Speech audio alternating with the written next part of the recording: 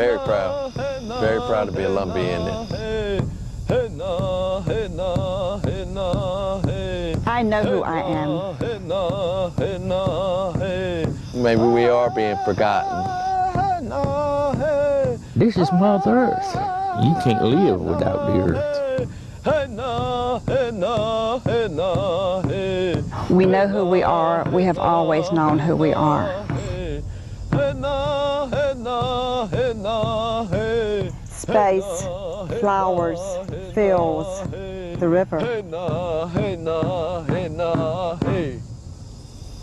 There's no one thing that is true. It is all true. The river. The white man calls it the Lumber River, but to the Indians, it's the Lumbee, and it defines who they are. They are the people of the dark water. I'm David Crabtree. Dark, murky, mysterious, it describes the river and the people who live along it. But just who are these people? One of the largest tribes in the country, largest east of the Mississippi, and the largest unrecognized tribe. The federal government doesn't fully recognize the Lumbee Indians. Their identity has been blurred, their history questioned. It's a rich history. The Lumbee Indians, who take their name from the river, the people of the dark water. You can feel it. This is where I need to be. I know who I am. You're right here now in the Indian territory. There's a difference here. Don't you think so? 40,000 Lumbee Indians live in Robeson County in the southeastern part of North Carolina. More Indians than any other race. I know that's hard for you to believe, but that's facts. Now, if I didn't know it, I couldn't tell it. We've come a long ways, baby. Some Lumbees live in Lumberton, but most live here, Pembroke. Town of Pembroke is typical small town America. It's just a close-knit community. Almost 95% of the population is Lumbee. Those are prevalent names in this area. Locklear, Lowry, Hunt, Oxendine, Dow, Brooks, Cumming, all Lumbees. You know, it's strictly Lumbee over here. Milton Hunt is the mayor of Pembroke. Born in town and never lived outside the city limits. If I didn't like it, I wouldn't live here. You know, I thought you were going to ask me about my hazel eyes. So I thought that was ironic. But we are Lumbees and we're proud of it. Let me tell you this story. My great-grandfather, he and a group delivered the first petition to Washington for federal recognition in 1888. The process is simple. We've been at it, what, 109 years now? How long do we have to wait? You know, why don't we need federal recognition? We need it just like any other tribe does. Yes, we deserve it just like anybody else.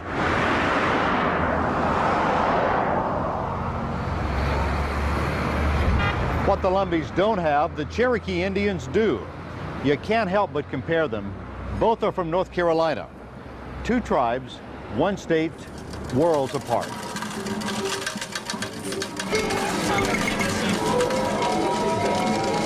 We've compromised ourselves many years ago.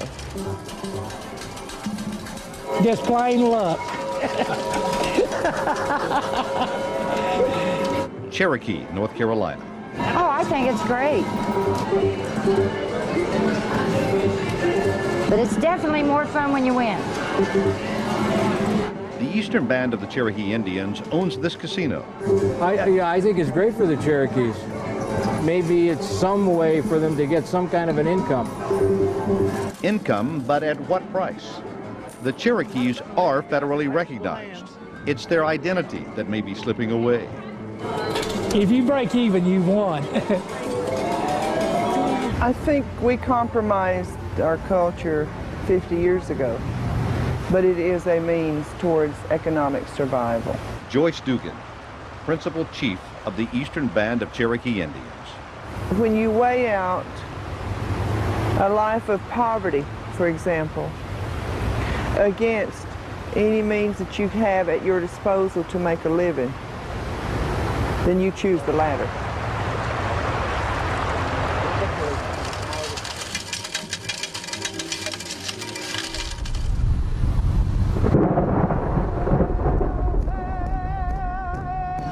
We know who we are. We have always known who we are. So you're going to be a Lumbee forever.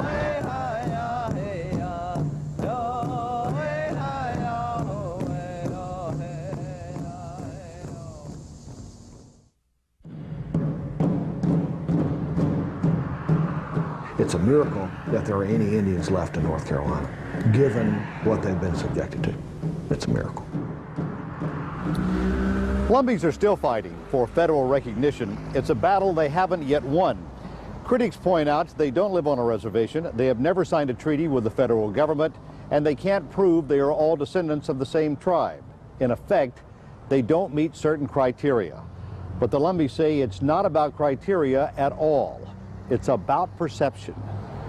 The Western notion of Indians is this one thing. It's this guy on a horse. The problem is the stereotype. It's home. It's people that look like I look. It's people that talk the way I talk. I know his mama, his daddy. We have a history together that goes all the way back. Lunchtime at Lindy's. Well, we got doctors, lawyers. We've made it because we were not put on a reservation. And we're like diamonds. God didn't make many of them, and we're the best of the lot, though, right here in Pembroke. They say the Jewish people is God's chosen people, but I look at us Native Americans the same way. I would rather be a Lumbee than any nationality that I know of. It's a closeness. It's hard to explain. I think it's more inherent, born into you. You know, I think that maybe that's why.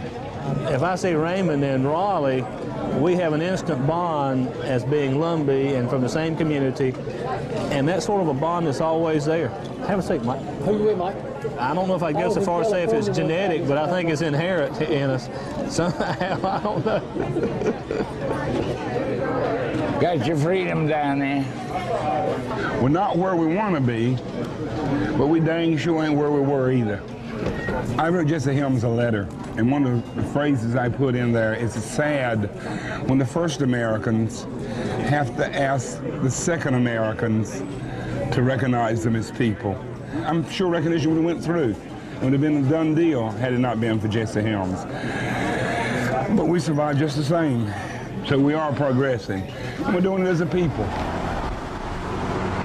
The federal government says in the 1956 Lumbee Act, yes, we recognize you as Indians, but we're not going to give you anything for it. It is, in effect, recognition and termination in the same breath. The Lumbees are the largest Indian tribe in the country without full federal recognition. But they have come close, falling just 2 votes shy in 1992 in the U.S. Senate. Jesse Helms was behind that failure, partially because federal recognition means federal funding for things such as education and health care. Senator Helms says adding the Lumbees would simply cost the government too much money. In any case, the Lumbees go on fighting and failing. No, they don't have federal recognition, but many insist they have something far more important, their identity. When people don't know who they are or where they came from, a whole lot don't matter to them anymore. Carl Anthony Hunt, an artist painting a picture of Lumbee life. Yeah, he's a Lumbee. This is a man who I saw, instead of waiting for his government rations to come out every month like they do on the reservations, that he went out and made a way for his family. That's a hero. That's the American dream, you know what I mean? I'm trying to help tear down barriers, all these stereotypes and stuff. We are educated way before any other Indian tribe. All this stuff, hey, we done it. We have never had a problem with identity. It's the powers that be that try to deny our identity. People recognize, don't recognize, so what? But yet we know who we are. I don't care what nobody says, we've always been here. It is us. I mean, you can't see down in it. It's like you don't know what's under the surface. Kind of like our history.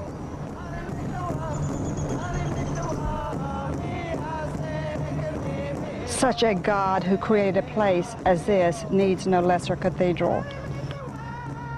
So leave me here to learning my lessons in solitude, near God, by the Lumbee River, my flowing temple.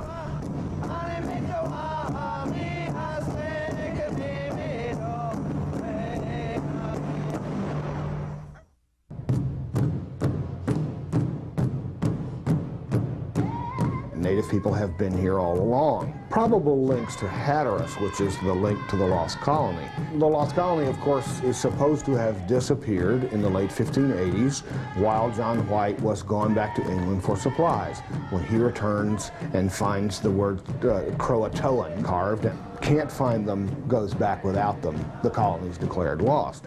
Well, the presumption is that some of these Indians intermarried with some of these colonists and migrated into this area.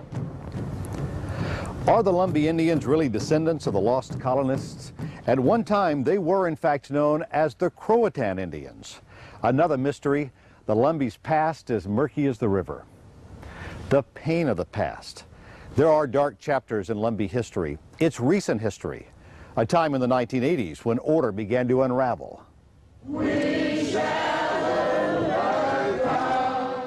There had been a series of unsolved murders. The shooting of Lumbee Indian Jimmy Cummings set people off. It was a time of some tension.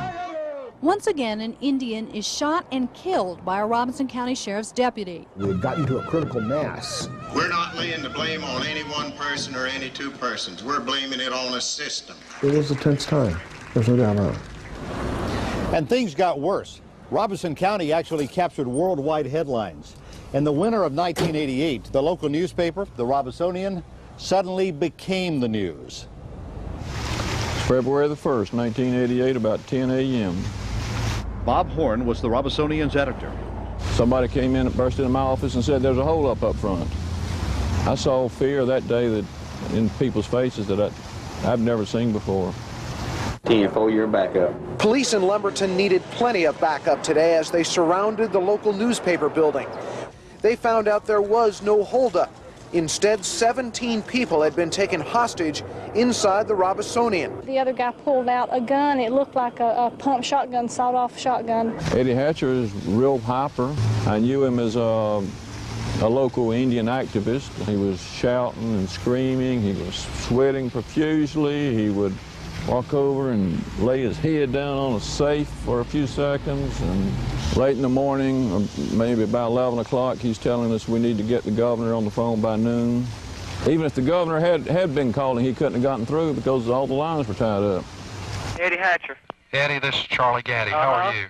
Well, it's a tense situation, and it's getting more tense by the hour. That dark's coming, and I'm afraid that they're going to make an unwise move. We have doors barricaded. At sunset, if necessary, we'll cut all lights. So if any shots are fired in here, no one will know who's getting shot. But once the shots start, then it goes full blast. We were not observers in this event. We were participants, unwilling participants, but we were participants. Demanding racial justice in Robinson County. They don't feel like the law enforcement in this county can be trusted. We demand that the governor of North Carolina immediately initiate an investigation into the corrupt Robinson County government. How much, if any of it was real, or how much was his own paranoia, I have no idea. They threw their weapons out the back door of the Robinsonian newspaper office. They released their last hostages and then gave themselves up. I'm just tickled to death it's over. No one was harmed. Sometimes I think that you have to have confrontation before you can really get progress. I feel like there is progress there now. At the same time, I don't agree with what they did or how they did it. Although, I do think that it was a part of something good. Eddie Hatcher and Tim Jacobs both went to prison on kidnapping charges. The state investigated their claims of government corruption, but in the end found no evidence. Much has changed since then.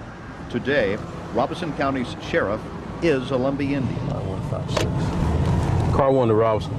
Glenn Maynard. 28 when you're ready. The first Native American ever elected sheriff in Robeson County. It's harder for a Native American to be sheriff than anybody else in this county because the microscope is pretty well on me at all times, and people expect more of me. The turmoil is not in our county anymore the way it was at one time. And I mean, there were tension in this county on top of tension, you know. It's just everything's positive now. I get emotional when I talk a lot of times, because I'm a Christian. I got another philosophy, you know, the biggest mistake that we can make in life is to forget where we come from. You know, a lot of times I ride along and just look up and say, thank you, Jesus, you know, for everything. Because good always outweighs evil. As low and as bad as things get some days, that tomorrow is going to be a better day. And it's been happening, you know. It's been happening. People just change, you know. Don't look like they don't much care anymore. If everybody could pull together, you know, it would be fine. I guess different races have problems, you know, with one another. I'm just, you know, proud to be, you know, what I am. Yeah.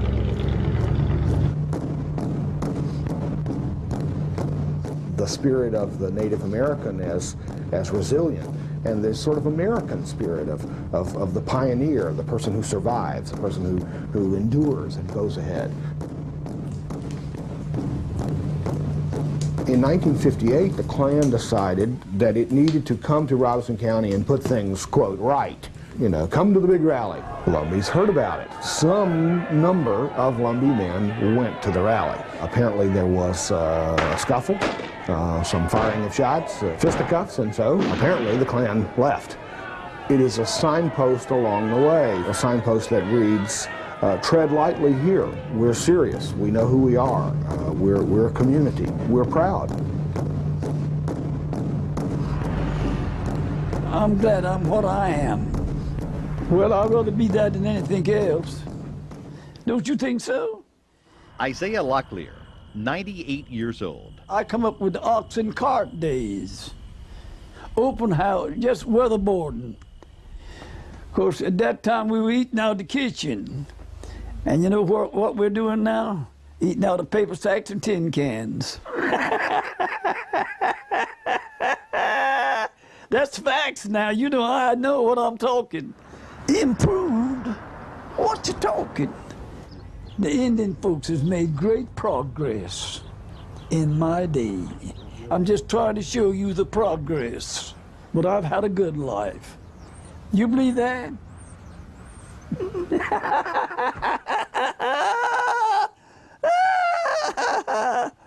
Yeah. It's just a heartbeat. Reggie Brewer is a teacher. This is what we use to survive. We survive through this drum. Teaching the drum. Everything revolves in a circle. That's why that drum is a circle. It's something that's in me that I can never get away from. We're here, we're Indians.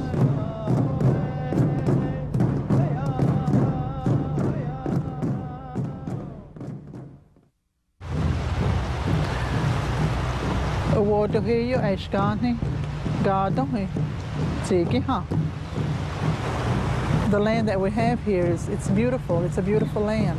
Western North Carolina, home to the eastern band of the Cherokee Indians. I sell Indian merchandise and moccasins. Typical day, we're wide open. It's commercialism, that's what it is.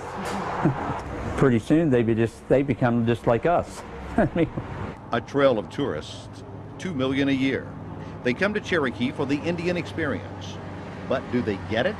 I don't understand your question. If you're wanting to find somebody living in a teepee, no, I don't think so. You won't find a true Cherokee. Nobody lives in a Stone Age anymore. The tourists want to see that. They want to see an Indian with feathers. That's what they get. I've been right here for 39 years. Chief Lightfoot, full-blooded Cherokee. Half-breeds. There's a lot of half-breeds around here. And $3 for one snap. Those little bit of snapshots. And ain't got rich yet.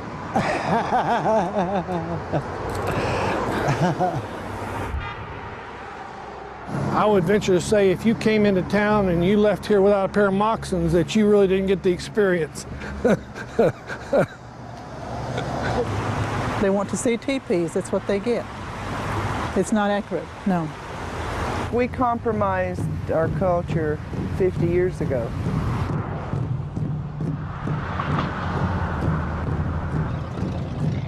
Lumbees drive cars and trucks, you know. They wear blue jeans and three-piece suits. They might not conform to somebody's movie notion of what an Indian ought to be, but in every other sense of the word, they do.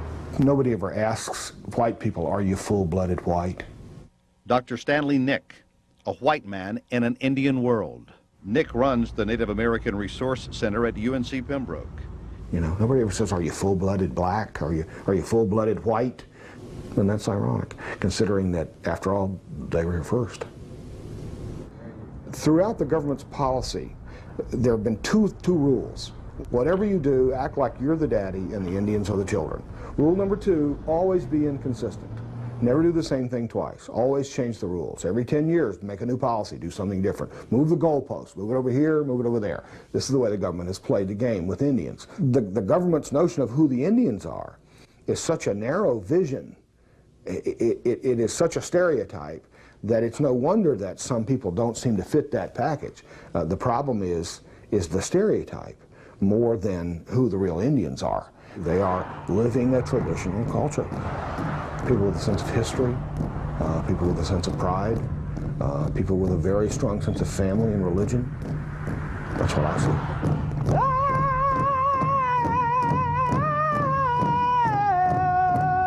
I feel very close to God here. I see him in the trees. I see him swimming in the dark waters here. It is a symbol of hope. The God who created the sky and this black water created the Indian people too. We know who we are. We have always known who we are.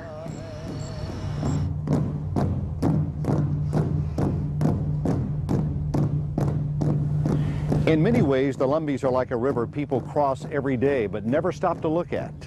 They blend in unnoticed, no longer recognized for who they are. Will the Lumbees ever be fully recognized, federally recognized? Congress is debating it again. Their future is unknown, dark and mysterious, like the river that gives them their name. Lumbee, people of the dark water.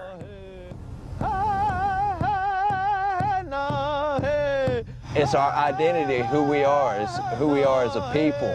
And it's a good spirit here. A lot of people died for this place, and it's a real strong feeling. So the fight goes on. It's just a love for who I am.